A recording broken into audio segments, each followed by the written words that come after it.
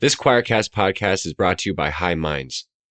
Join host Andy Colenso and Matthew J. DiStefano as they tackle culture, justice, spirituality, and all the big questions shaping our world. High Minds isn't about talking points or hot takes. It's about deep, insightful conversation that inspires and challenges. Tune in to explore new angles, question the status quo, and elevate your thinking. Listen to High Minds wherever you get your podcasts. Hey, heathens, you're listening to the Deadly Faith Podcast, where religion and crime collide. I'm Laci. And I'm Lola. And this shit is Judas's kiss. The mind that was in Jesus, that mind is in me. Without me, life has no meaning. Why would God tell you what I'm thinking and tell you what I've said to my wife or my husband when you're not around? It's because I'm the pastor of the church and I need to know. This is the only place where you can see truth. Sorry? Kiss on the mouth? Not the betrayal kiss. The deceiver. The shit for brains. I wonder if it was a spitty kiss. I think it was a very cold kiss. I meant spitty. That's what I said. Oh. Did you hear sweet? Sweet. I thought he said, I wonder if it was a sweetie kiss. No, like saliva forward. Real wet. Anyway. Probably, because he's probably crying. Oh. Because he knew he was going to do. Never mind. Little Okay. bitch You made it sad. It was supposed to be gross and like funny, but you just made it real. Okay. Anyways, before we get into trigger warnings, let's hear a message from our sponsors. Okay. You guys know that we absolutely love Fahlo. It is one of our favorite brands, and Lola and I represent them all the time with our fun bracelets. I think she's got a sloth, right? You've got a sloth. I've got a sloth and I have a gorilla. Oh, a gorilla. I've got 2 gorillas. I've got a dolphin. We've got some turtles. I just love watching these little animals on my little tracking app. And you can too. All you have to do is buy a Fahlo bracelet, and it will give you a QR code that you can scan on your Fahlo app, and it will let you track your own animal. It will even give you a card and tells you all the things about your animal that you can track. They have a bunch of animals for you to choose from. They have dolphins, they have manatees, they have whale sharks.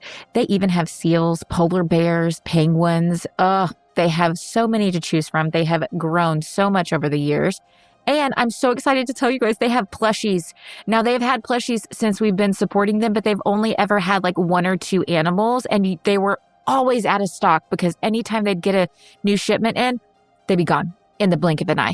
I am so excited to tell you that they are fully stocked and loaded, and they have, I think, every animal that they have with the bracelets, they have in the plushies. And oh my gosh, they're so cute.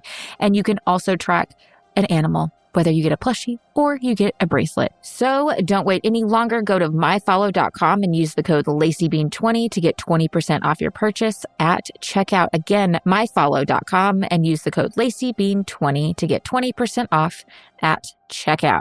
Now back to the show. All right. So trigger warnings. They're very simple. It's murder. Oh. Murder. That's what we're talking Was there about any today. more? You said they are. No, that's it. Okay. There. It's it. Just one single. Okay. Murder. Yep. What murder? Okay. We got a couple murders today. Now, it's the Staudte family. If you clicked on the show today and you thought it was the Staudte family, no. It's Staudte. Is how you say it. I was the saying origin it wrong of that name is forever. Yeah, I said it wrong forever until I finally listened to an interview with them, and I was like, oh, shit. Okay. Staudte. So, tell me about them. I must know let's the get lore. Into this. Okay, in 1984, Dianne and Mark met at a bluegrass music festival and quickly bonded over their love for music. Dianne had begun playing the piano at age 3, and after that, she just fell in love with the art. It didn't take long for her and Mark to fall in love with each other, and before you knew it, they tied the knot. They were planning their wedding, they were saying their I do's, and they were becoming a happily ever after couple. Dianne herself was from Springfield, Missouri, while Mark was from St. Louis, Missouri. But after they got married, they ended up settling in Springfield, which was Dianne's hometown. Now, come to find out, Dianne, at the time of their marriage, that following December, so they met in 1984, they married in December of 1985. Okay, so they were just about a year into their relationship. Come to find out, Dianne was 3 months pregnant when they got married. Scandalous. Oh, scandalous, especially for those times and especially for churchgoers. Because So they were churchgoers. Yes, Okay. they were churchgoers. They loved the Jesus. A lot of people think that was kind of the reason for their hasty marriage. And I was like, hasty? Man, that was kind of a long marriage for a Christian couple, but they weren't really waiting because she's pregnant. So Yeah. there wasn't that push. Well, in July of 1986, Dianne gave birth to their first child, a boy named Sean. They found out later on in Sean's childhood, around 5th grade, I think it was, that he had autism. Now, many people said that it seemed as if Dianne was very reluctant to admitting that Sean had a problem, and she didn't want to kind of face that. So just remember that, because I will bring that back up later on in this story. 2 years later, after Sean was born, they had a daughter named Sarah. 2 years after that, they had Rachel, another daughter. And then 13 years after Rachel was born, they had baby Brianna. So they had a pretty big gap of time in between Dear their Lord, third was child that an accident? and their fourth. I have to think that it was an accident. That's my guess. So Dianne herself, she was a registered nurse and she worked full time, while Mark was in a band called Messing with Destiny. He was in a band? He was in a band. I'm sorry. How do you make money being in a band? Well, in the you 80s. don't. I don't know. Okay. You don't. He was good. He was a good singer, and he was like the front runner of their band. He played guitar as well, and he was really good at it. But since he was only playing around town, it didn't bring in a whole lot of money, as you would expect. Okay, so I'm right. Yeah. Mark would bartend from time to time to try to make some extra cash, but all in all, Dianne was the breadwinner, the main breadwinner throughout their entire marriage. Did he take care of the kids, I guess? Well, I don't know. Okay. That's and fine. You'll understand why I don't know later on in the case, but it said that Mark didn't keep a regular job. It was just he was bartending from time to time, or he was doing his music. He didn't have like a 9 to 5. And if he did, it didn't last long, is the impression I was getting. Okay. The job hopper. Yeah. I presume. Now, it seems like after a long time, this started to kind of grow some tension within the marriage, that he wasn't bringing in money like Dianne was as a registered nurse. So you would think that since Dianne's working full time, all of the household kind of stuff, the house, chores, raising the kids, kind of things like that, like doing the kids' duties day to day, that would kind of fall more towards Mark's responsibility. But it said he wasn't the best housekeeper. Oh my God. And that's coming from some of his friends too. They're like, he just was not a good housekeeper. Well, he's in a band. So it fits the stereotype, does it not? Yeah, kind of. Yeah. So the slack was left for Dianne to pick up. And so this again caused some tension. So the family, like I said earlier, they were Christians, and they regularly attended the church Redeemer Lutheran in Springfield, where Dianne was the organist. Sorry? Organist. I said An that organist. yesterday. It's an organic organist. Anyways. And Rachel, her daughter, was also part of the worship team. Now, from the outside looking in, many said that this family, the Staudte family, just seemed picture perfect. They had everything going for them. They always do. They were all loving. I know, right? Like, that's tale as old as time. But then everything changed on Easter Sunday in 2012. Dianne goes to church, but Mark wasn't with her. And all of his friends are growing worried. Just 2 days before, on Friday, Mark had shown up to a recording session with all of his bandmates, but they said he was just blitzed out of his mind. He was blitzed. He was there, but he was not there. He was not making sense. He was fumbling over his words.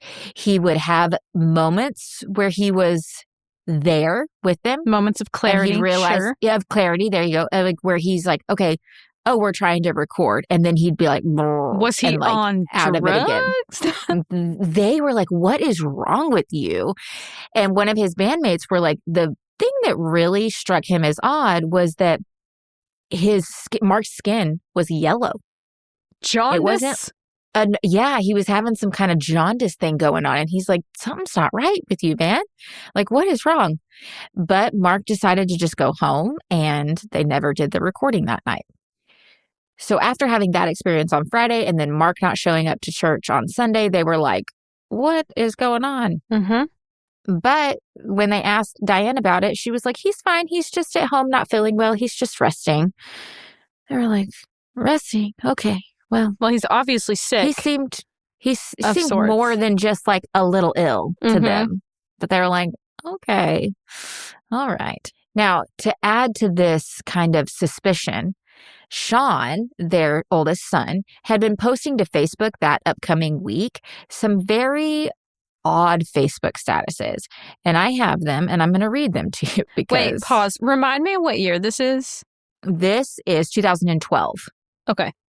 So at this point, all of their children are adults minus Brianna. Yeah. Brianna's like 9 at this point. God, that's crazy. Okay. Yeah. So you have on April 1st, Sean posts, my father is suffering from an incurable mental illness and is likely to die. It's April Fool's Day, though. There is that. I did not make that connection. Okay, sorry. I did not. But then 5 days later on April 6th, he says, my father has changed from panic, aggressive, and selfish to depressed and suicidal. He took his car, wallet, and cell phone. He said he would commit suicide rather than torment us.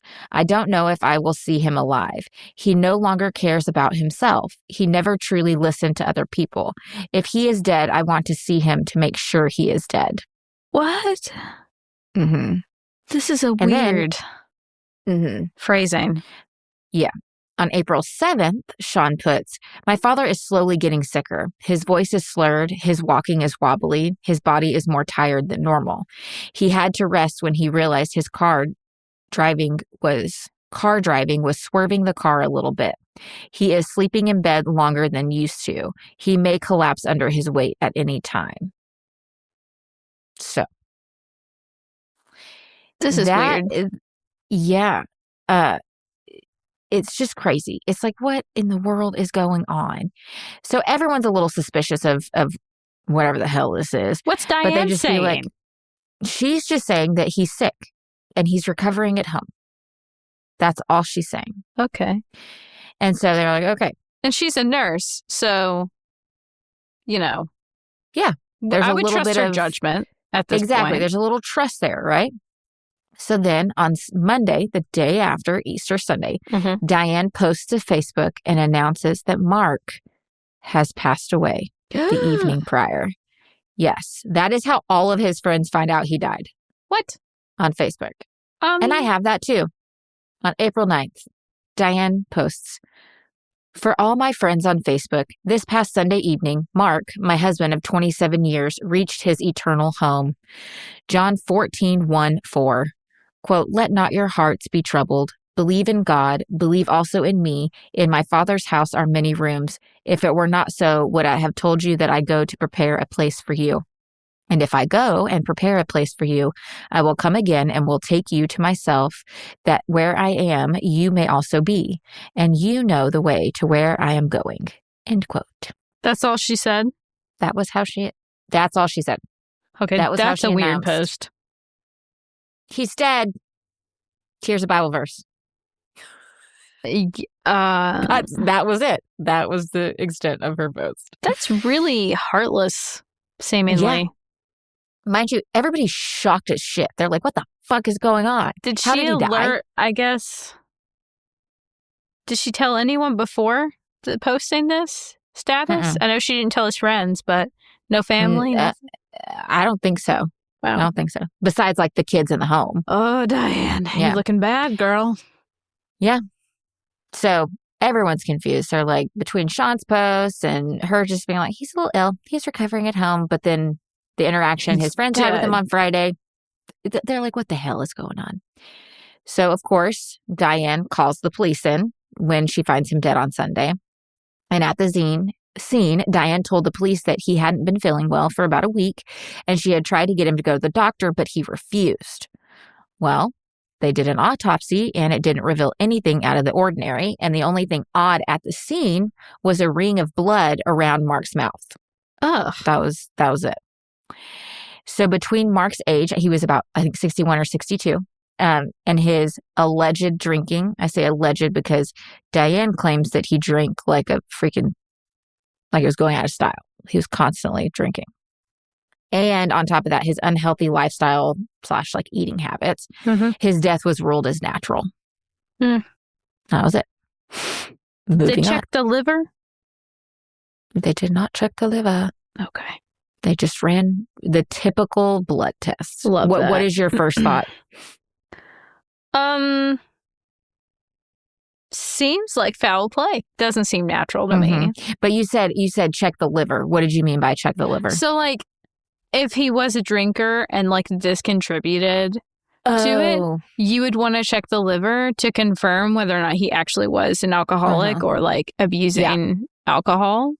Yes. And that could explain away his behavior when he was like dazed and confused in the recording session and stuff, and like being really sick, and like obviously like with the renal stuff, jaundice, you know, it would all kind of make sense. Points to the liver. Right. Yeah. Yep. Agreed. So it's ruled as natural. Now, Mark's friend Charles Alexander, he was also one of his bandmates. He came over to the house to ask Dianne what had happened. Now, he describes this interaction with Dianne as her telling him about Mark's death as if Dianne was just giving him a recipe. Sorry? He said there was no emotion on her face. It did not look like a woman going through grief. It was just like, I came home. He was dead. Oh. Very just like matter of fact kind of walking through it as if it would be like me giving you a recipe to like make cookies. Take 1 cup of this, blah, blah, blah, blah, blah, blah.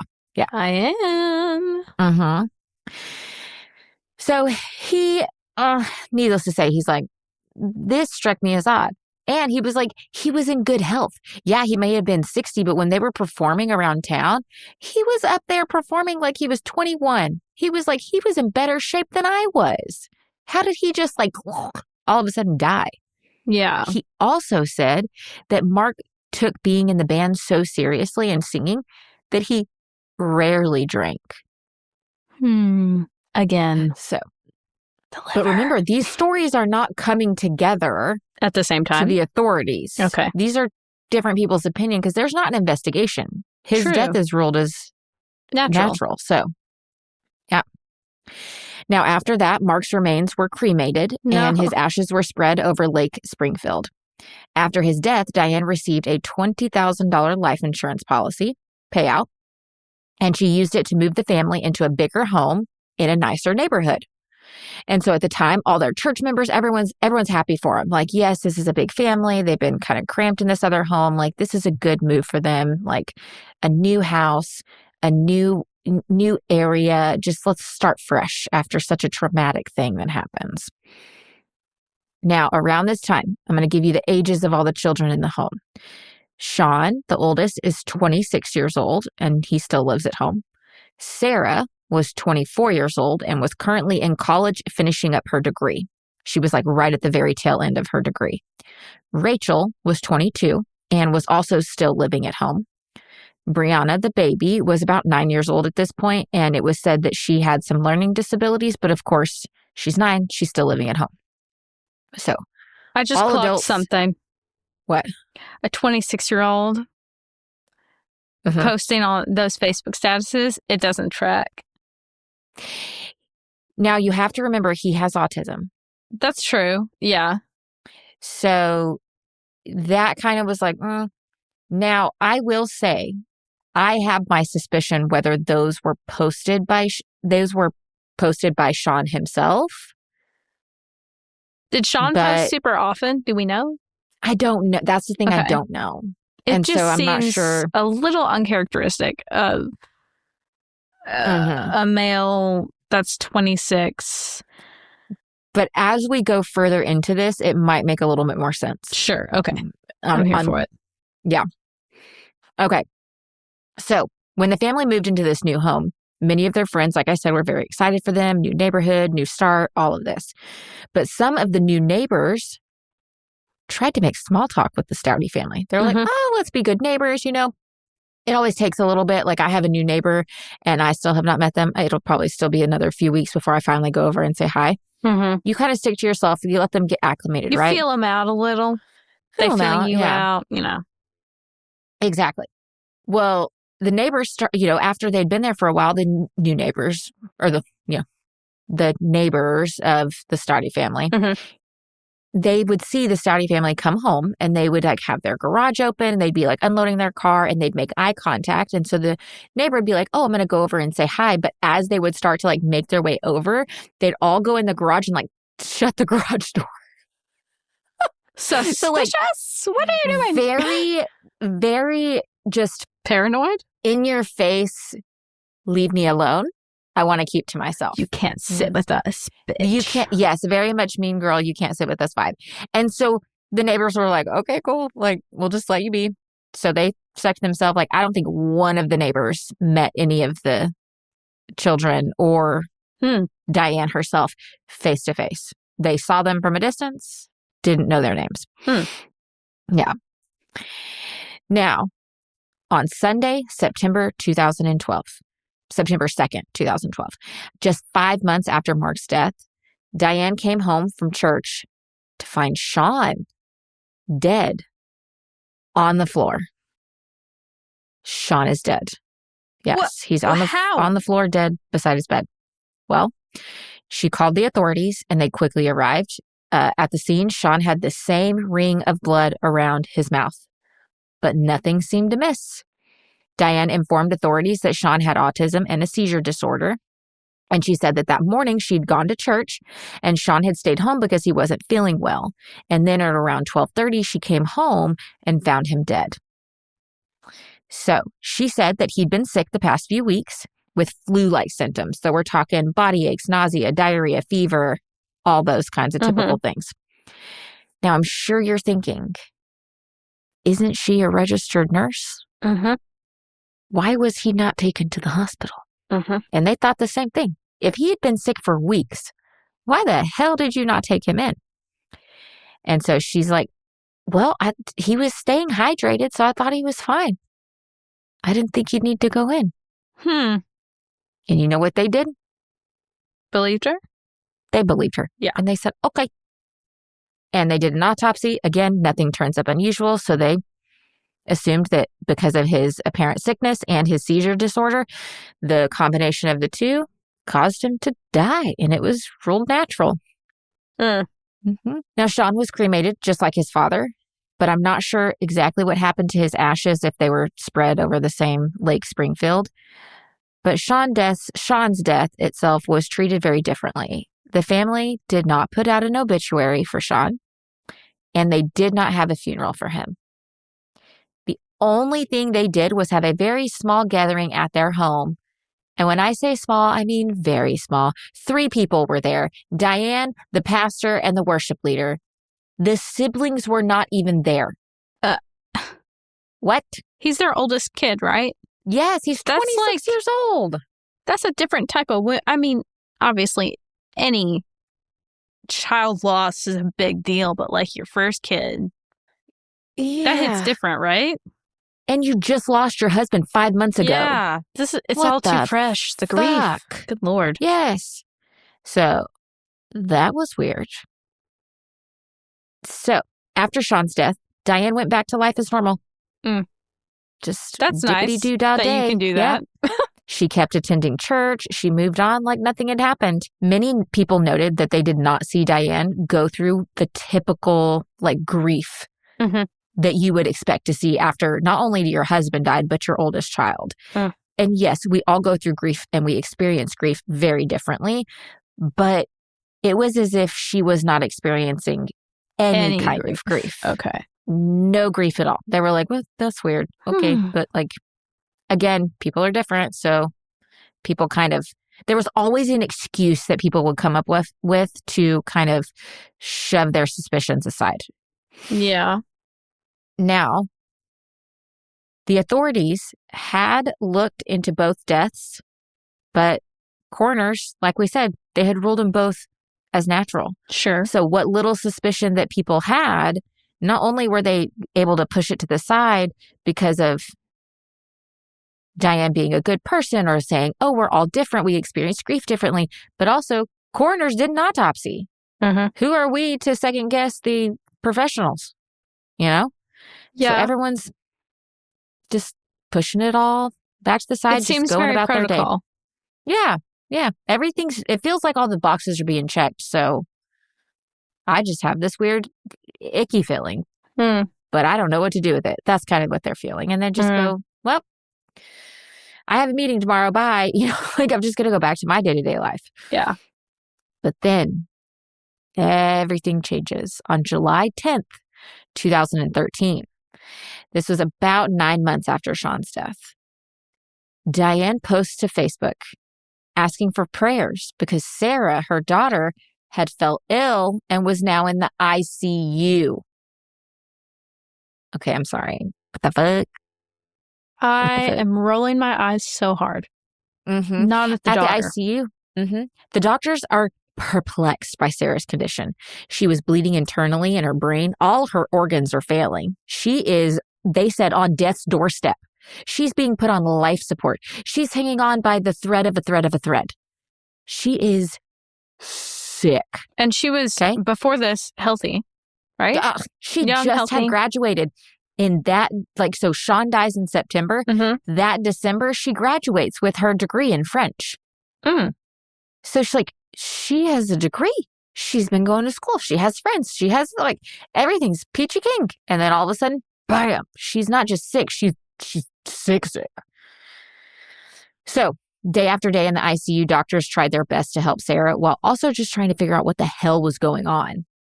Many doctors said she was the sickest 24-year-old person they had ever met in their entire life. Oh my God. Never seen anyone sicker than her.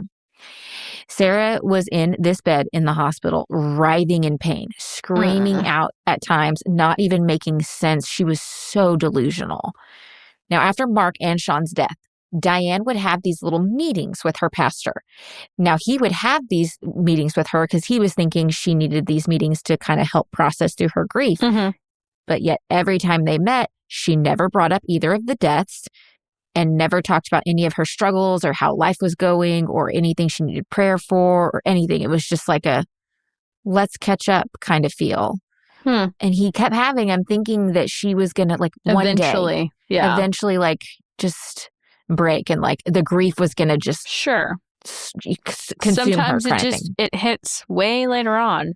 Yeah. So he's trying to be understanding. But I tell you, this pastor, he knew some shit was up and he was suspicious this whole time.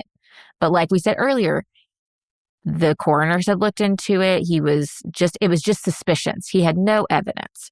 But then after Sarah gets sick and is in the ICU, the pastor he becomes even more suspicious. And he's like, I am sorry. There are too many red flags.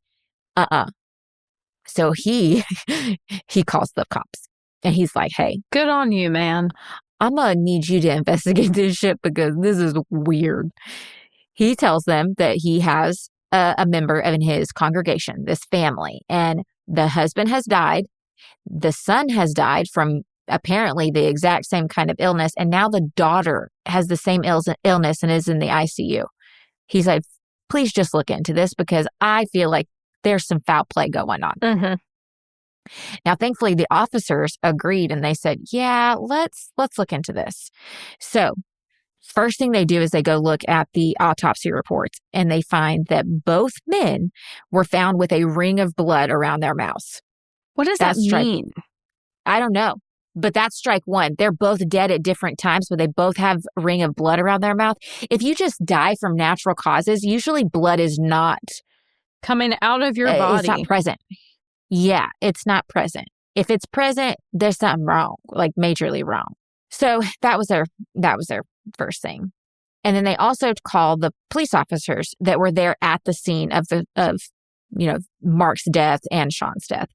And at Mark's death, one of the officers said, well, you know what happened was we had moved him down to the ground and Dianne just walked over his body. And that struck the officer as odd. What? She walked your, over his body.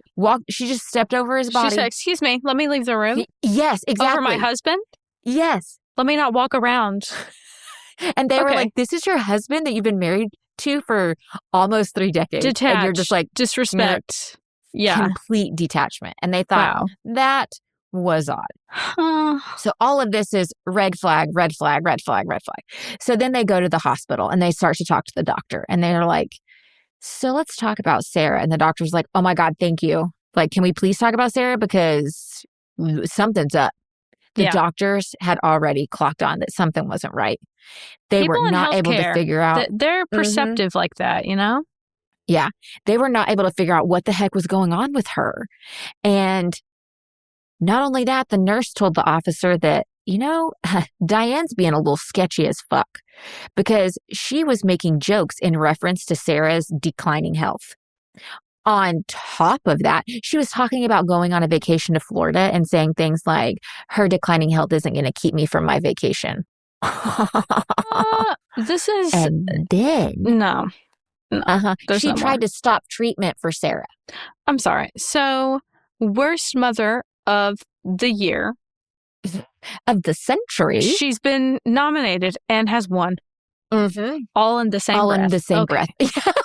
Oh, exactly. Are we the same person? We are. We are.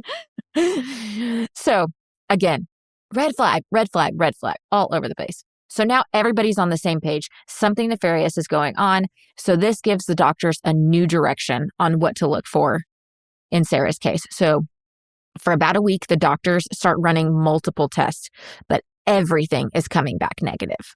Everything. So by this point, the officers are growing more and more concerned for the remaining family members in the home. So they decide, okay, fuck it. We're just going to pull Dianne in for some questioning. Now, it's important to note that at this point, after about a week, Sarah had actually made a turn for the better. Oh, good. And the doctors believed that she was going to survive. Mm-hmm. Okay, so they had that. So the investigators bring Dianne in for some questioning. But what Dianne doesn't realize is that the officers, they had already investigated Mark and Sean's deaths and rerun some tests from their autopsies because the coroner still had tissue samples. That's my man. Yes. So, or my woman, whoever. Knowing that they were like, we are suspecting poison at this point. They run very specific tests for poisons because a normal autopsy isn't going to bring up poisonings. You have to specifically test for that exact poison most of the time. And so they did that. That's got to be a lot of work. Yeah. But guess what? Where's it? They came back positive. For what? They had been poisoned. Ethylene glycol. Do you know what that is? Hell is it? Sounds familiar. Antifreeze. Antifreeze. I will say something. What? Real quick. Because I was curious about the blood around the mouth. Mm-hmm. This tracks. Yeah. It's like, yeah. Mm-hmm. Yeah, we're going to get into ethylene. Okay, glycol. great. Okay, we're going to get more into that. I got lots for you. So they already know that. So they're bringing Dianne in, and they're wanting a confession because they're like, we know you did this. So Dianne comes in, and they're telling her that they just have some questions concerning the 2 deaths now in her household and this 3rd person in the ICU. They're just basically like, we just want to get to the bottom of it. We just want to figure this out for everyone's safety. They start out by asking Dianne about the cleaners in her house and if she thought that Sarah would hurt herself by ingesting some kind of cleaner. Now, fucking Dianne, she plays dumb and she awkwardly giggles while she tries to list off all the cleaners in her house. For example, she'd be like, soap, but yuck, no. And she'd giggle. Stop. I'm like, bitch. That's disgusting. Now, it's getting a little awkward as they go on, and there becomes some long pauses between both the investigator and Dianne during this interrogation. So the investigator tells Dianne that they're going to look into Mark and Sean's death. Dianne stays calm. So then the investigator asks about the insurance policy, specifically Mark's, and she said she got $20,000. He goes, what did you do? What did you do with it? She said, I bought a bigger house. What about Sean's? He asks, and she said, I got $15,000. What did you do with it? And she's like, well, I don't know yet. It's in savings. So then he decides, I'm just going to keep going. And he's like, what about Sarah? She's like, she has a $15,000 policy. What about Rachel? She has a $15,000 policy. What about Brianna? She has a $15,000 policy. And mind you, like, this conversation is going back that fast. Like, it's just like a answer, question, answer, question. Okay. She has all these answers, right? And so he asks her, like, okay, so what do you plan on doing with Sarah's? And she's like, I don't know. I haven't thought about that. That was her answer. And I'm she like, did I'm not sorry. think hard about that question. No. I was like, okay, if somebody asked me, if my child, even if they had turned a corner, but they were so deathly ill in the hospital and they asked me that, I would be so offended. And I'd be like, I hope I don't have to claim that money. Yeah. I'm not going to. I'm going to die before them, you idiot. Yeah. And she's just sitting there all calm. She's like, I don't know. I haven't thought about that. I'm like, should we brainstorm my next vacation? You Good know Lord. All of this off the top of your head? Jesus. I guess it's not hard to come up with those numbers if you know that each of your kids has 15,000, but still, it's fishy. Now, the investigators then transition and start asking Dianne about her marriage to Mark. They're like, how was it? You know, and she's like, it wasn't a good one. And she starts talking about how Mark had cheated at one time. And she said he wasn't a good guy because he drank and he smoked pot and that he had done drugs. Mind you, he never did drugs. Like, there was no evidence that he ever did drugs in his life. Okay. And then she starts going on about how he wasn't a good housekeeper, helping out of the house or making money or keeping a job. And she even goes so far as to say that she had some friends that said that she needed to kick him out of the house, but she just couldn't do it. Oh my God. So they press her. What do you mean by that? And she's like, well, because I was afraid that he'd kill himself. And so they push her again. Why? Why would you think that? And she's like, because allegedly he's bipolar. I'm like, okay, you're pulling out all the stops for this. Yeah. Okay. Mm-hmm. So after this, they move on to the children. And he asks about Sean. Dianne said that Sean needed a lot of extra support because of his autism. And then she says that Sarah just slept all day and then went out with all her friends at night. And so she was lazy. What? Why? Yeah. Dianne said she tried to get her to get a job, but that just didn't seem to be a motivating factor or a motivation for her to get a job. She just didn't care. Mind you, this is all coming from Dianne. Of course. So remember, they already know that Sean and Mark had been poisoned. So they're just like, we need a confession. So he changes and he goes to a religious approach. And he's like, all right, I know you need to get this off your chest. I know this is eating you alive. And he goes into forgiveness and you need forgiveness. This is important. And like, this is what God wants you to do. You know, like, I'm here. And it's just dead silent between the two. Dead silent. I can appreciate the dig, but it is below the belt. Mm-hmm. Oh, yeah. Yeah. But like, warranted. Warranted in this situation. Absolutely. Yeah. Yeah. Yeah. Now, all of a sudden, after a few minutes of silence, Dianne says, quote, Sarah is a difficult child to deal with. But I didn't do anything to hurt her. So he changes again. And he starts talking about, you know, I'm here to help you. Oh, God. He's pulling the understanding card. Yeah. Yep, I'm on your side. I just need, I understand. I just need to hear your side of the story. You were bearing the burden for your whole family. You were the breadwinner. You were dealing with so much. And people need to know why this happened. People need to understand your side. They need to know that you're not this evil, manic person. Silence. And then Dianne goes, quote, I know, but I'm afraid to go to jail. Dianne. Dianne. You filthy animal. Mm-hmm. Cunt rapper. Good Lord. Mm-hmm. So the detective tells her, like, that's not something you should worry about right now. Like, we just need to focus on what we're doing right now. And you need to show some remorse.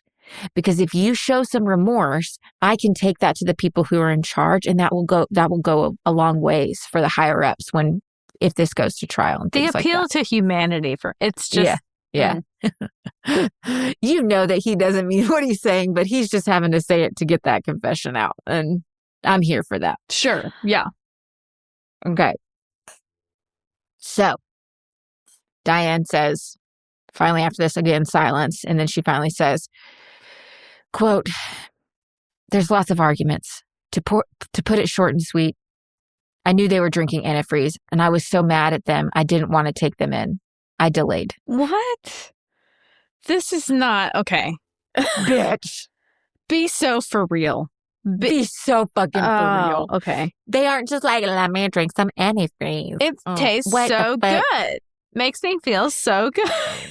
Now, just like me and you, the investigators are like, okay, bullshit. Bull fucking shit.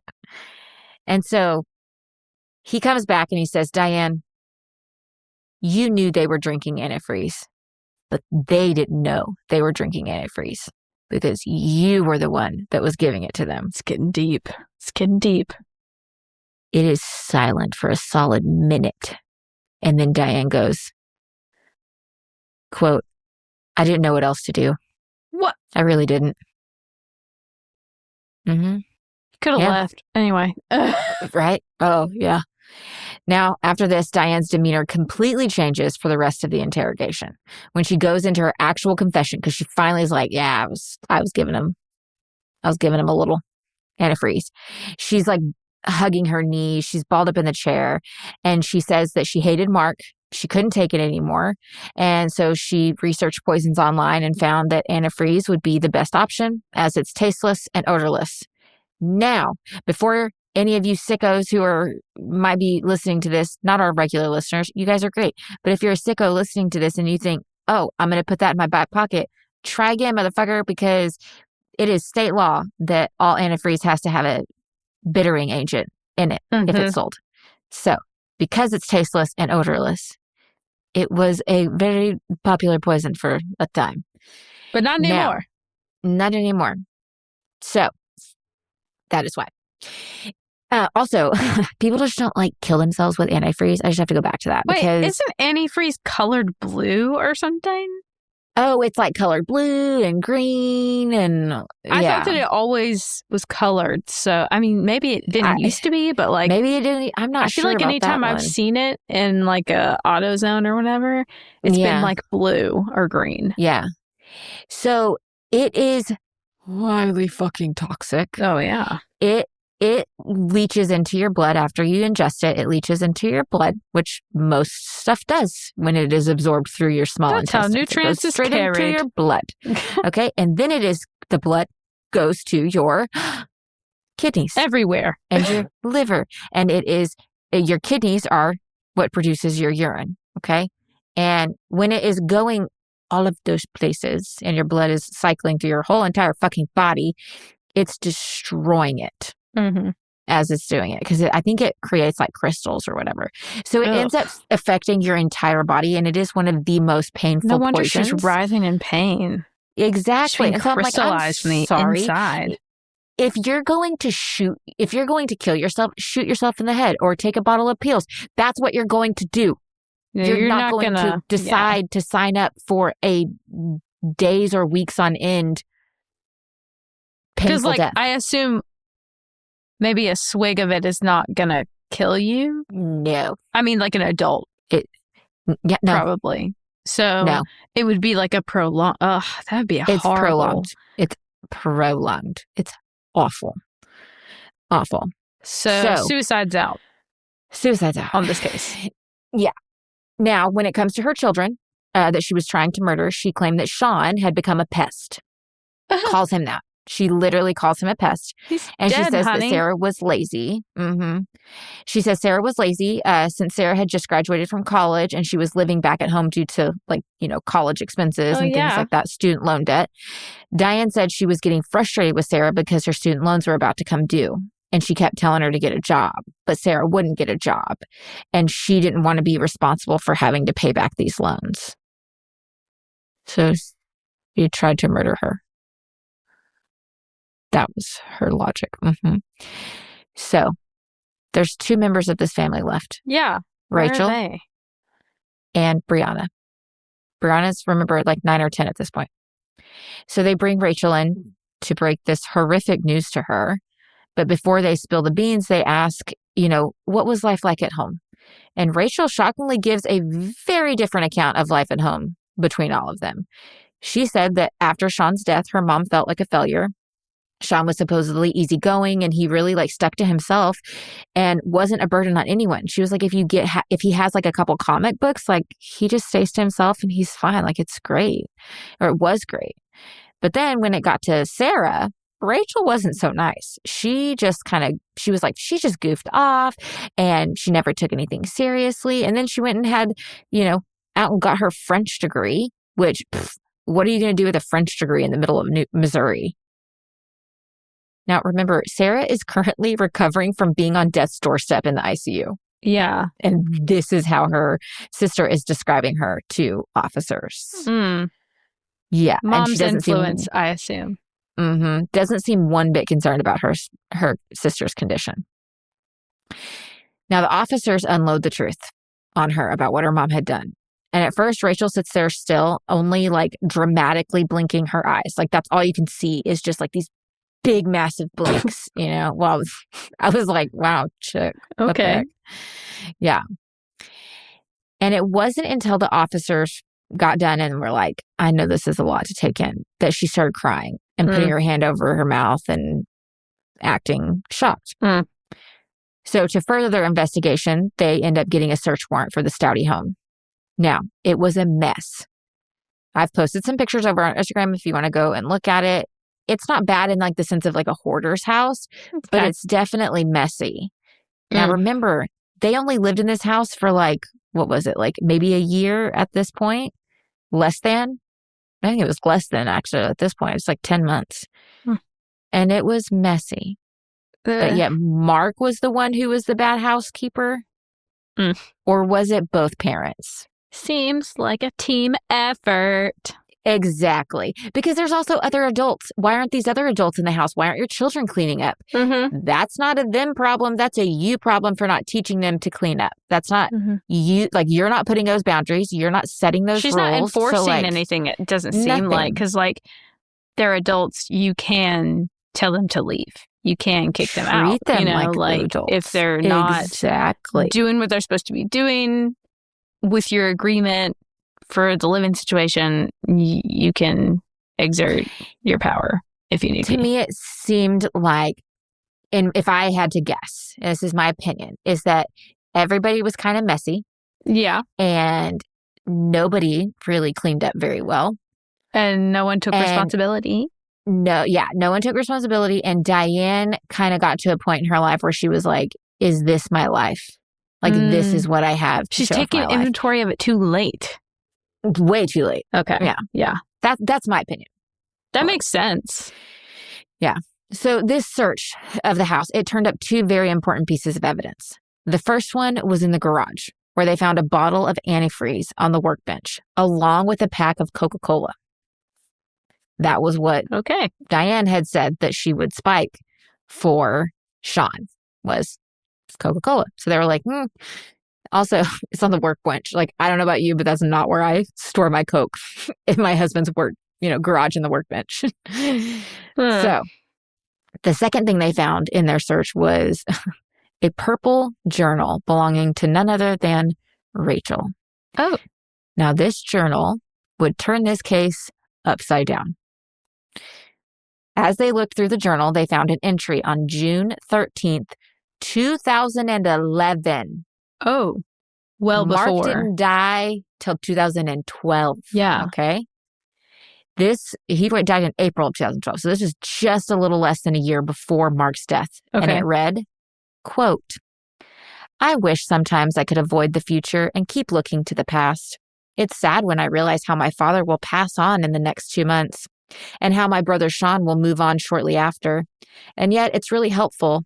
I'm being warned so I have more time to prepare and cope, as I get to have Dad's car when he's gone. It'll be tough getting used to the changes, but everything will work out. End quote. This was so premeditated. It blows chunks. Why did I say that? That's so gross. I'm sorry. But also, what? Why does she know about it? Why? This isn't Diane's journal. This is Rachel's. Rachel, did you contribute?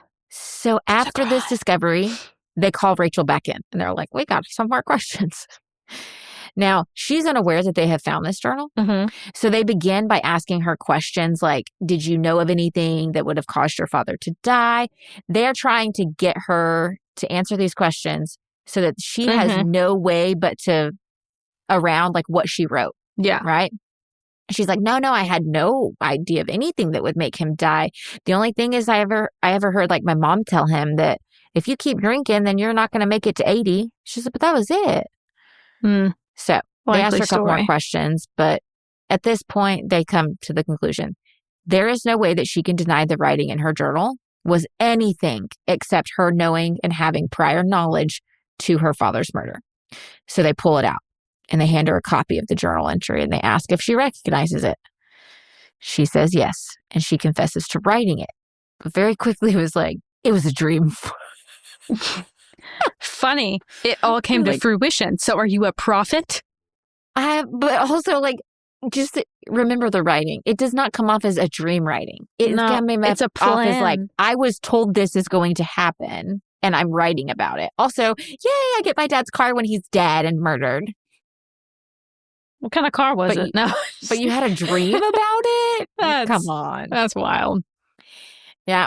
Then as the interrogation goes on, Rachel finally confesses and that she knew of the whole entire plan and that her mom was the one spiking the drinks. Now, she starts out saying, mom was the one who spiked the drinks. It was mom's idea. And I was just so uncomfortable with the whole situation. Of course. So uncomfortable. Uncomfortable to inherit a car. Yeah. But Rachel was honestly Diane's favorite. She was Diane's golden child, okay? She was the one that wanted to go to church and was involved in the worship team and just seemed to be more involved in what Diane liked. So Rachel was her favorite. No matter which way you want to slice it, she was definitely her favorite. And she kept trying to say, like, she just confided in me in this stuff and I didn't know what to do. And she told me about her searches for the poisons. And then they're like, did you search for anything? She's like, no. And they're like, we have your computer. And she's like, okay, yeah, I did. Oh my God. That was how the entire interrogation went. Pretty much with both of them. It was like, no. And then they're like, well, we have this evidence. Ah, shit. Okay, I confess. That's how it was the whole time. Then they asked her, why did y'all do it? This was her response. Quote, my dad, when he gets angry, he was very hard to deal with. He would throw things. He would be very unreasonable with the weirdest things.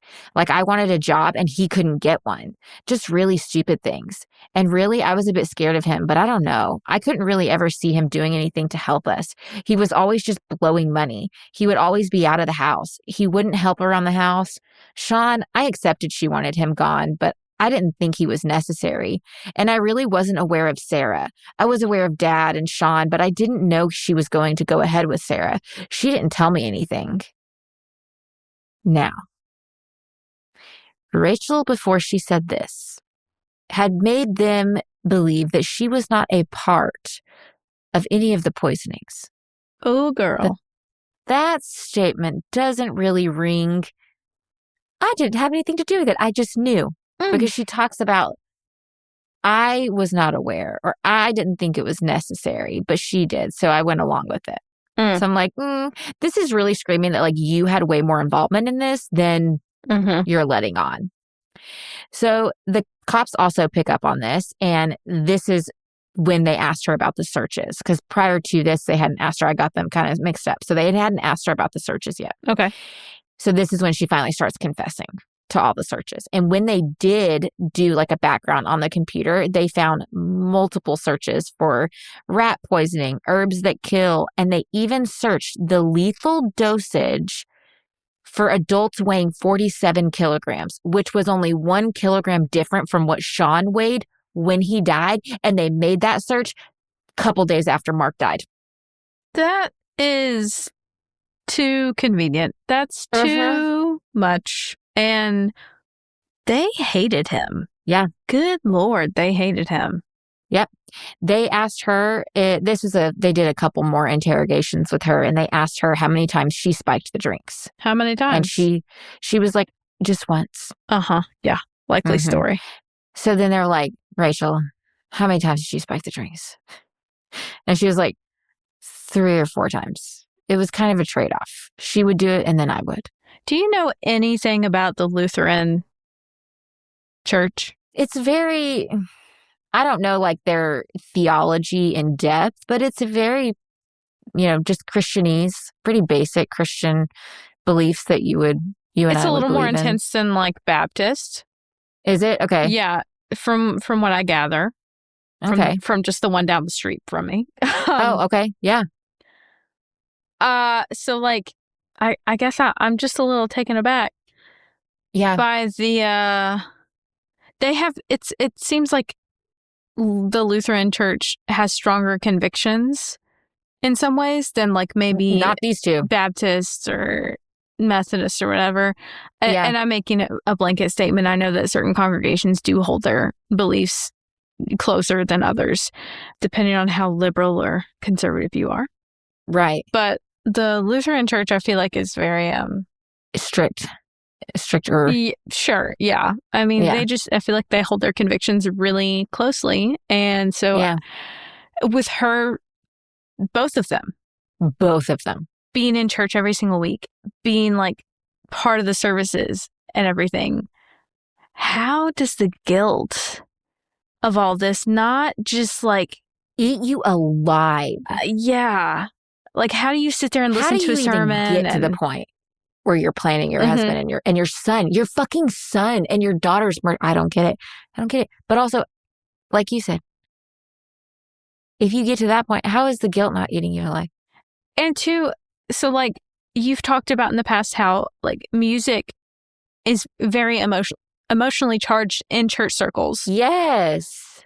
I mean, we all relate to music in one way or another, I feel like. So, when like you've experienced something bad, you've maybe made a wrong choice, you hit that A minor chord and it's over, like you guys just all the tears. So like with them that being so involved with music, it's just odd that this has never like affected them on that deeper level. I don't know. Well, I will bring up one thing, okay. Which I was like, oh my God, I'm so happy about that. But she was really into music. Like other band members or other worship members would say like they felt honored to be up there and being in the worship service and performing with her and like playing alongside her. And I'm like, what the hell? What an honor. Okay. Yeah. Now also I want to say that Rachel, there was some confusion on like how exactly they were poisoning and like how much. Now, Dianne was trying to claim, I just did a couple teaspoons in his Gatorade or in his Coke. But after probing Rachel more in her interrogations, she finally confesses that they went through five bottles of antifreeze to kill Mark. By the end of the week, they had done this over a week. Oh my God. Not just 7 days, like over 7 days. They had, by the end of it, she would dump out half of his Gatorade and fill it up with antifreeze, the rest of it, so it looked full. Oh my God. He was massively being poisoned. And the reason that he was so out of it was because the first side effects of being poisoned is euphoria. Oh. And then you're just out of it. You're just in and out of all of the delusions. That makes sense. And so it tracks. It can kind of mimic being drunk. Man. Yeah. So she says they were only doing 2 teaspoons. No, they were not. They were fucking poisoning like crazy. And Rachel didn't just do it 1 or 2 times or 3 or 4 times. They literally, she would like do it in the morning, the mom would do it in the afternoon, or Rachel would do it in the morning and afternoon, and then Dianne would do it while she was home because she started to work from home for an insurance agency. So they were being poisoned multiple times a day. Dianne would go work as a nurse, work for the health industry. And then at night would just be like, okay, hon, here's your drink. That's spiked with a poison because I want you to die. What? Yeah. Yep. Oh, man. So Now you're probably asking, why did they take Sarah to the hospital? Mm-hmm. Yeah. Why did they do that? Okay. That's what the cops thought too. They were like, why would she take her in? Now, my thought when I was researching this was that they might have gotten some flack for Mark and Sean's deaths and them not taking the hospital. So my first thought was like, oh, you probably took them because you were like, okay, she's close enough to death. Yeah. We can take them in and just save face. Right. Nope. Not the reason. What was the reason? When they asked Rachel why they took Sarah to the hospital, she replied with, quote, because houses are nasty after someone has died in it. End quote. They didn't want her to die in the house. They said, what do you mean? And she goes, quote, I get a lot of nightmares. I moved into Sean's room after he died, and it was awful, awful, awful in there. I kept feeling things in there, and I didn't want that again. End quote. So then the investigator replies with, quote, your mom said that y'all didn't want her to die in the house because of a ghost experience. Is that what you're referring to? End quote. Rachel said yes. Now, you can say that this was like their conscience or their guilt manifesting them seeing stuff. There is nothing in me that wants this to be true more than Sean coming back as a ghost and haunting the fuck out of them in that room. Yeah, that would be nice. I want that to be real. Yeah. I want that to be real. I'm not saying it's not real. I'm just saying I want it to be real. Yeah. So I also don't want Sean to be trapped anywhere, though. No. Oh, no. I think after this verdict and everything coming to light, like this coming to light would probably be what helped him pass on if that was something that he was here. So the day after Sean died, Rachel wrote a little ditty in her journal. It says, quote, yet I feel your gaze linger over me. I close my eyes and try not to think of the ghosts of Cooper and bleach on my tongue. I try not to think of shuddery breaths or how easily a soul evaporates, leaving nothing behind but a hollow husk curled up on the floor. Eyes vacant and dull and arms extended. But what were you reaching for? End quote. That is horrifying. Like, horrifying. What was he reaching for? I don't know. Maybe someone to fucking help him? That's disturbing in the grossest sense. Like, mm-hmm. Yep. So, that's dark. What about Sarah surviving? This was not in their game plan. Okay? They were like, we thought she'd die. Well, they said that they were shocked when they found out that Sarah was going to survive. And so they didn't plan on poisoning her anymore, but they did talk about like, well, maybe the side effects will just end up killing her. Like she could still die. Is Sarah alive or dead? That could be an option. She is alive. Oh, thank God. She survived. Oh God. We'll get it. I'll get into that just a little bit. Now they also found a journal entry in Rachel's purse. This bitch likes to journal. Okay. She had written this while her sister was in the hospital. Okay. In it, she said she felt bad for what she'd done to Sarah and how she'd poisoned her too. But overall, the entire entry was way more focused on Rachel herself. She complained that it was hard. It was so hard hearing Sarah scream out while in the hospital. I'm sure it was very difficult for you. You poor baby. Life is so fucking hard when you have to hear the person you poisoned in agonizing pain. Ugh. I feel so bad for you. Not. If it isn't the consequences of your actions. Of your own actions. Yep. Yeah. As these multiple interrogations go on, Rachel continues to give more and more until the full story is out on the table. And guess what? Rachel also admitted, like I said earlier, to poisoning Sarah and said that they did plan on moving on to Brianna after Sarah died. Oh, no. Brianna is 10 fucking years old. But why? Why would you kill the 10-year-old, okay? Mark's death was for peace. Sean's death was because he was apparently annoying and a pest. Sarah's death was or poisoning. She didn't die. It was because she was nosy and lazy, they said. But why Brianna? Well, apparently Rachel said that she knew she couldn't take care of Brianna and that her mom thought that she was a burden because she had some developmental delays. You're a piece of shit. My eyes are squinted in anger. Yes. and a 10-year-old. disgust. They planned on murdering a 10-year-old. That Like, okay. we've reached a whole new low. Now, unfortunately, because Brianna's family was either dead, going to jail, or still recovering in the hospital and dealing with lifelong medical conditions, i.e. Sarah, she was left with no other choice but to be put into foster care.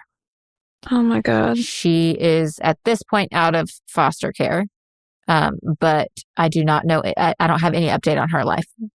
All I can say is I hope that she's doing better, and I hope foster care wasn't a shit show for her. That makes me sad. If she'll never hear this, but if she does, you were never a burden. You were never a problem by any stretch of the imagination at all.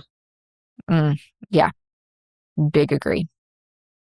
Now, do you want to know what Rachel's biggest fear was during this whole thing? It was being on a true crime show if she got caught. Welcome to the spotlight. That's it. You fucking asshole.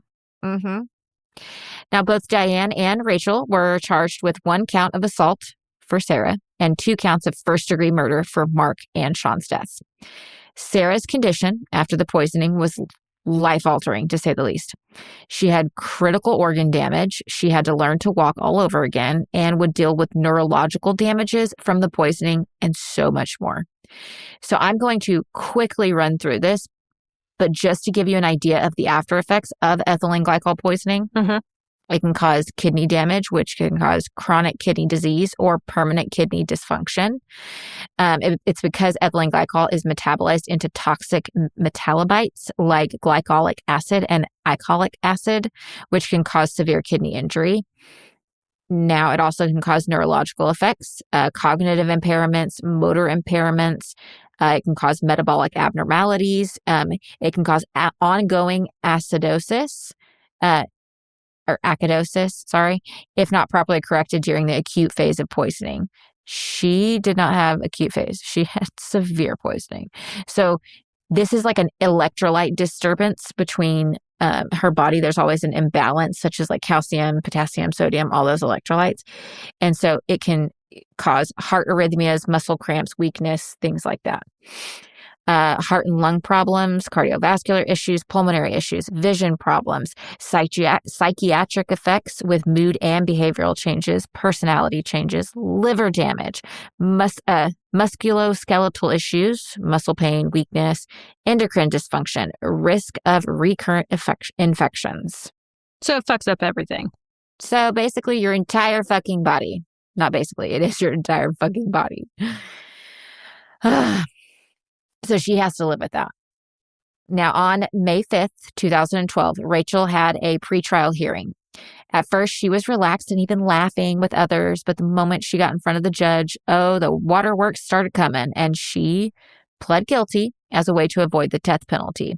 Now, she received 2 back-to-back life sentences with the possibility of parole after 42 and a half years. Now, the reason she got the possibility of parole was because she agreed to a plea deal where she agreed to testify against her mom if her mom's case went to trial. So in turn, they dropped her second-degree charges down to first-degree charges, or I think backwards. First degree down to second degree. Sorry, I said it backwards. Rachel said at her sentencing that she didn't want to do any of this, but her mom wanted her to do that, and so that's why she did it. I know, that's what I said. She also apologized to Sarah for not having the courage to stand up for what was right and to go for help for her siblings. Your apology means nothing. Thanks. Now, I think it's important to note she never mentioned any kind of apology for her dad's murder. Not a one. On the flip side, Diane's attorney fought hard to get key evidence thrown out. They said that she asked for a lawyer, but she wasn't given one. But in fact, she never asked for one. She just said, quote, "Do I need a lawyer?" I don't know. That's up to you. That does not count. You have to specifically say, asking for a lawyer would be phrased as, "I need a lawyer. Will you go get me a lawyer? May I speak with a lawyer?" Yes. Those are the phrases that we use. Do I need a lawyer? That does not count. If you need a lawyer, it's up to you. I'm not going to tell you whether you need one or not. Do you need to use the bathroom? You answer that one, not me. It's subjective. Yep. And they even asked her, Do you want to continue talking to us? And she said yes. So that was not thrown out. They also tried to go over the search warrant, and they tried to get that thrown out. And if that got thrown out, then so was the journal evidence and everything that followed after that. None of it was successful, and the state was pushing for the death penalty. So Dianne decided to submit an Alford plea. What is now, that? An Alford plea, that is when you're admitting your guilt, but you're also saying that you're admitting your guilt by saying, I recognize the state has enough evidence that if this went to trial, I would most likely be found guilty, but I am just going to take an Alford plea. And that is a way for me to hold on to my innocence. So it's a way of pleading guilty while still holding your innocence. Okay. Sure. Okay, right? So she avoided the death penalty, and she was sentenced to 3 back-to-back life sentences. At her sentencing, Sarah, brave girl, she gave a victim impact statement. And she said, quote, I forgive Mom for what she did to me. Not only did she take away my dad and brother, but she also took away my livelihood and my independence. I prefer to be a survivor than a victim. Sarah. And that you are. And that you are. Now, she had said to others that she chose to forgive her mom and her sister because it was the Christian thing to do. But I also want to say in another interview, I saw her say that she wanted to strangle them and that she wanted to slap both of them and call them the B word. And you can call them that, honey. You can. You are allowed to. Yeah, especially you're allowed to. The last thing I say in this is going to make you so mad. I'm already mad. It still angers me to this day. I know. It's going to make you more mad. Now, due to Sarah's condition, she will live in an assisted care facility for the rest of her life. And she says that she deals with PTSD, which is understandably.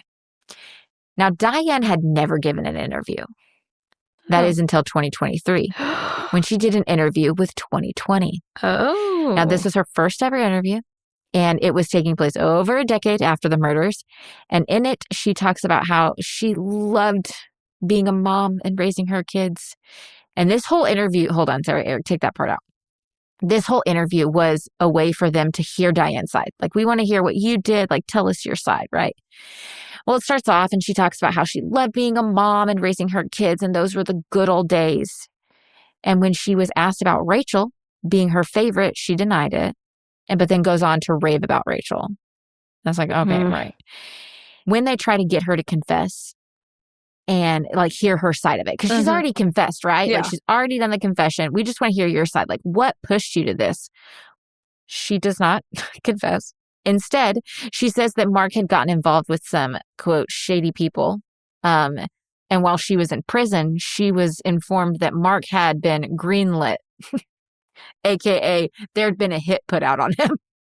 I don't think... does she operate in fiction always? In reality? No. Yeah. She makes this whole thing during this whole entire interview seem as if these, quote, shady people had put a hit out on Mark, came in and systematically poisoned him over a week and killed him. That's what hitmen do, for sure. And every time. And then also was poisoning her whole family. Wow. When they asked her if she was concerned when Sarah was in the hospital, she said that, but like, she was also concerned for herself because she was curious why her back was hurting and why she couldn't pee. Not a mom response. Absolutely not. And they were like, are you saying that you think you were poisoned as well? And she's like, I think I was. We were all poisoned. And when they pushed her to be like, who are these shady people? She said, I cannot say for my safety. Bitch. Shut the fuck up. Now, this is the part of the interview that made me so mad. It made me so mad, okay? When they asked her about Sarah, they actually had showed a picture of her, a recent picture of Sarah in like this assisted living home, group home type thing that she was in. Dianne's response was, quote, oh, wow, she's gained weight. Shut the fuck Oh my God. I'm so angry. When I tell you, I wanted to come through my screen. I wanted to come through my screen at this woman. Oh my God. I'm gonna punch a pillow. Good God. I told you it would make you God so mad. almighty Jesus H fucking Christ. She said that and I went, do you know, Dianne, do you know what I would give to get to be a mother? The highest honor. And she was a mother 4 times over. And that's your daughter. That you carried. That's your daughter? That life. You grew that life. Oh, wow. She's gained weight. Yeah, and you got fucking ugly. Prison has been a horrible experience for you. Look at pictures, okay? I'm going to post a picture of her in that interview. I'll go look at some pictures. She looked like she's dead, okay? She looked ugly as fuck. I'm not one to judge somebody's image or their appearance. But I will judge the fuck out of her. Anyway. Anyway. The most unremarkable looking person I think I've ever seen. In the interview, she looks worse. And I'm like, I love that you look like shit. But yeah, that is the case of the Staudte family. Rest in peace, Mark. Rest in peace, Sean and Sarah. My heart goes out to you for what you have had to and continue to have to live with for the rest of your life. Your entire life was stolen from you.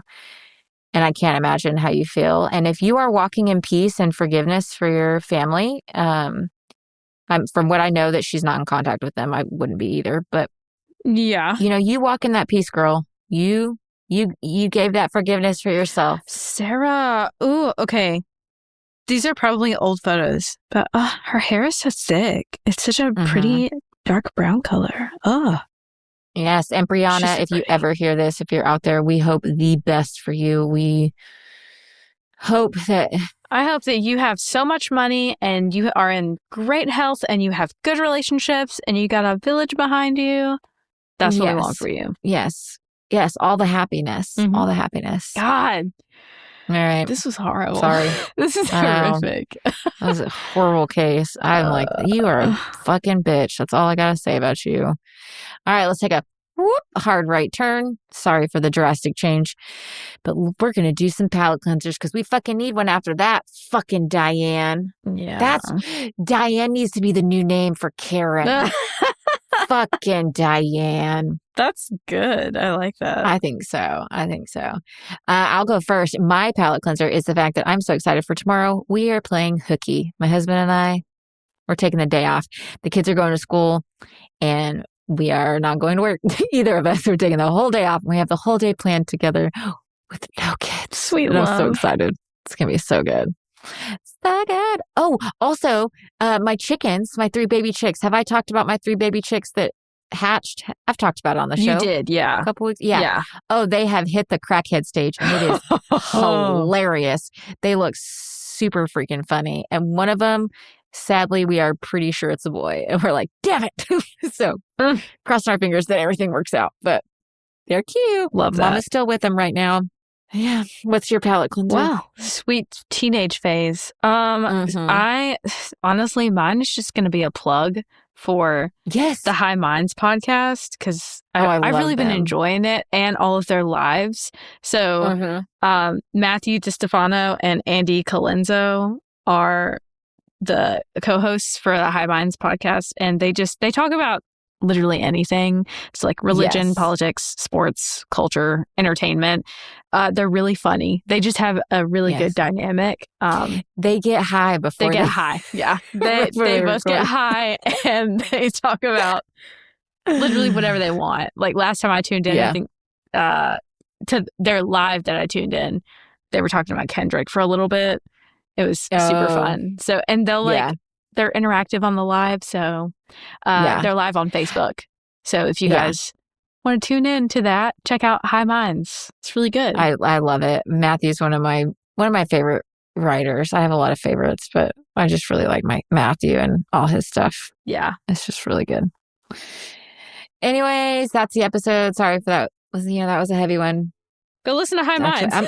I'm not gonna apologize. Why do I keep apologizing? This is what you're here for. You're here for the crazy. You're here for the chaos. You're here for the heavy. These are the cases we have to talk about. And we need to, because this one was fucking crazy. Anyways, don't be a Dianne. Yes, with that, please stay safe, stay skeptical. And steer clear of the cultish carousel. Bye. Also, heathens, if you're enjoying the show, please remember to subscribe, follow, hit the like button, interact with us. We love to hear from you. We love to keep you part of our community, connect with you in all the ways. Leave us a review, too. We want to see what you think of us. What do you want to hear from us in the future? If you have any recommendations on any cases, feel free to email us, or you can message us directly on Instagram or on our Patreon, too. Deadly Faith is brought to you by Choircast Network. It's produced by Laci Bean and Lola Robbins, and audio engineered by Eric Howell. Thanks for listening.